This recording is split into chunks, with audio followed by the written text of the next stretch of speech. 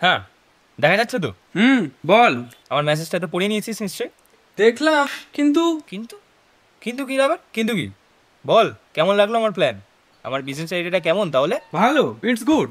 তাহলে শুরু করা যাক নাকি? দুই ভাইয়ের নতুন স্টার্ট আপ। কিন্তু ভাই, আমার তো এখন পসিবল হবে না। কেন রে? তোর আবার কি হলো?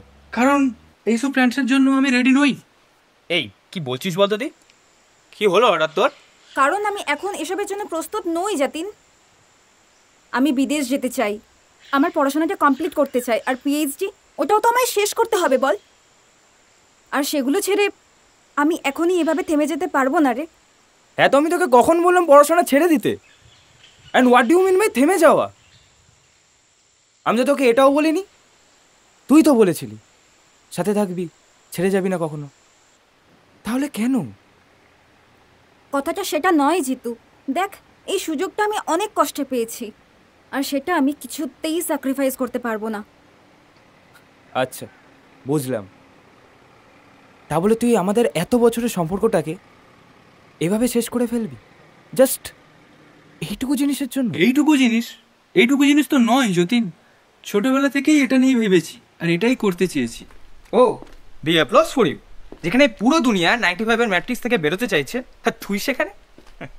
এই তামাশা সিনেমাটা দেখিসনি তুই? ভাই, সিনেমাগুলো তাদেরকেই মোটিভেট করে যারা মোটিভেট হতে চায়। যেমন তুই, নট মি। আর আমি 9 to 5 নিয়েই থাকতে চাই।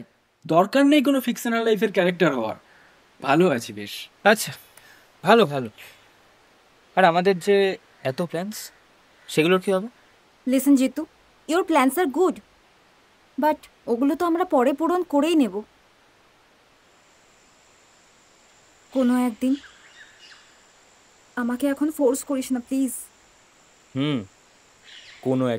কোনো একদিন বিজনেসেও তো ডাউনফল আসবে। তাছাড়া বিজনেসের কোনো সিকিউরিটি নেই। আর এখানে তো একটা ভালো প্যাকেজ পাচ্ছি। এসব ছেড়ে না রে। এই তো তুইও সেই ফেসে গেলি টাকার লোভে। সেই তো আমাকে ছেড়ে দিল। ছেড়ে দিলাম? কেরিয়ার করতে যাওয়া মানেই কি একটা সম্পর্ক শেষ করে দেওয়া? Jitu, we can continue hour long distance relationship. কিন্তু ত্রিয়া, কতদিন? ফার্স্টে মনে ভালো আছো, খাচ্ছ কি না, হা হা হি হি, তারপর দুজনেই বিজি। এভাবেই তো সম্পর্ক থেকে দূরে সরে যাওয়া হয়, তাই না? তাই না জাতিন, উই উইল স্টে কানেক্টেড। এত ভাবছিস কেন? Stay connected? একদিকে তো ত্রিশল ছেড়ে চলে যাচ্ছে, আর একদিকে তুইও। ভাই, এতটাই কি খারাপ আমি? আরে ব্যাপারটা সেটা নয়। তাহলে ব্যাপারটা কি? দেখ, ব্যবসা করাটা তোর স্বপ্ন রে, আমার না। আর তুই তো জানিস অ্যাক্সিডেন্টের পরেও বাবার বেঁচে থাকার চান্সেস ছিল, কিন্তু ইন্স্যুরেন্স কোম্পানির জন্য বাবার জীবনটাই চলে গেল। সঠিক সময়ে ক্লেমটা হলে আজও বাবা বেঁচে থাকত। আর এতগুলো বছর পেরিয়ে এত কষ্ট করার পর সুযোগটা পেয়েছি ওই ব্রাঞ্চেরই ব্রাঞ্চ হেড হওয়ার। ছেড়ে দেবো বল? না রে, পারলাম না। দেখ, তুই ঠিক অন্য কাউকে পেয়ে যাবি।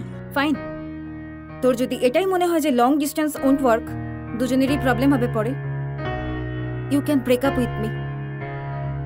তুই তোর মতো ভালো কাউকে খুঁজে নিস। হ্যাঁ, এখন তো তুই এটাই বলবি? তুই তো চাস সম্পর্কটা শেষ করতে, তাই না? হ্যাঁ চাই, আমি চাই এই মায়াজাল থেকে বের হতে। এর থেকে বেশি আর আমি কি করব বল? ছোটবেলায় মাকে হারাই, তারপর মায়ের মতন করে দিদি আমায় বড় করে তুলেছিল, কিন্তু কিছু লোকের কথায় বাবা দিদির বিয়ে দিয়ে দিল।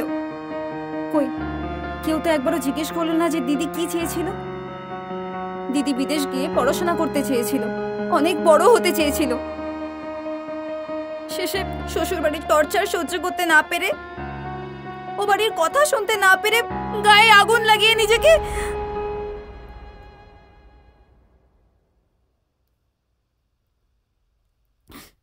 জিতু, খুব কষ্টে আমি স্কলারশিপটা পেয়েছি বুঝলি। Government will sponsor all my expenses. আমাকে আমার দিদির স্বপ্ন পূরণ করতেই হবে। I have to go Jitu. Good bye, ভালো থাকিস। বাই যতীন, আশা করি তুইও ভালো করবি। রাখলাম রে।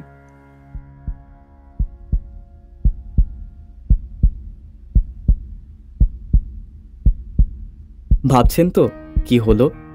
কনক্লুশনটা তাহলে কি? এখানে কোনো ভিলেন নেই, আর হিরো আছে কিনা জানা নেই। সবাই শুধু নিজের স্বপ্নকে খুঁজছে। কেউ খুঁজছে ভালোবাসা, কেউ আছে আবার নিজের মুক্তির আশায়, কেউ রয়েছে শুধুই নিজ পরিচয়ের খোঁজে। না কেউ ঠিক, না কেউ ভুল। প্রত্যেকটা পথ আলাদা এবং প্রত্যেকটা গল্প অন্যরকম। তাতে যেমন অন্ধকার আছে, সেরকম আলোও আছে। এখানে বেঁচে থাকাটাই বড় কথা। আর এই প্রত্যেকটা গল্পের মধ্যে থেকেই হয়তো আমরা নিজের একটা গল্পের অংশ খুঁজে পাবো।